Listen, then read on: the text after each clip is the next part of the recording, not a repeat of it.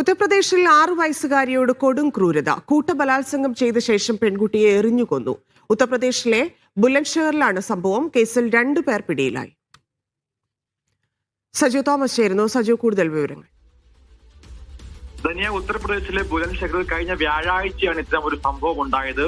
ഒരേ ബിൽഡിംഗിലെ താമസക്കാരായ 2 പ്രതികളെയാണ് സംഭവവുമായി ബന്ധപ്പെട്ടപ്പോൾ അറസ്റ്റ് ചെയ്തിരിക്കുന്നത്. 6 വയസ്സുകാരിയെ ബലാത്സംഗം ചെയ്ത ശേഷം ഈ ബിൽഡിംഗിന് മുകളിൽ നിന്നും താഴേക്ക് എറിയുകയായിരുന്നു. ഇതിൽ സംശയം തോന്നിയ മാതാപിതാക്കൾ ഉടൻ തന്നെ ആശുപത്രിയിലേക്ക് കുഞ്ഞിനെ എത്തിച്ചെങ്കിലും വൈദ്യപരിശോധനയ്ക്കിടയിലാണ് അതിക്രൂരമായി ലൈംഗിക പീഡനത്തിന് ഇരയായെന്ന് മനസ്സിലാക്കുകയും പിന്നീട് പോലീസിൽ പരാതി നൽകുകയും ചെയ്തത്. ഈ പരാതി വന്നതിന് തൊട്ടു പിന്നാലെ 2 പ്രതികൾ ഇതേ ബിൽഡിംഗിൽ തന്നെ താമസിച്ചുകൊണ്ടിരുന്ന 2 പ്രതികൾ അവിടെ നിന്ന് രക്ഷപ്പെടുകയും പിന്നീട് ഇന്നലെ രാത്രിയോടുകൂടിയാണ് പോലീസിനെതിരെ ഇവർ വെടിവെക്കുകയും ചെയ്തത്. അതിനുശേഷം പോലീസ് തന്നെയാണ് ഇവരെ ഇപ്പോൾ വെടിവെച്ച് പിടിച്ചിരിക്കുന്നത്. ഇവരുടെ മുട്ടിന് താഴെ വെടിവെച്ചാണ് ഇപ്പോൾ 2 പേരെയും പോലീസ് കീഴ്പ്പെടുത്തിയിരിക്കുന്നത്.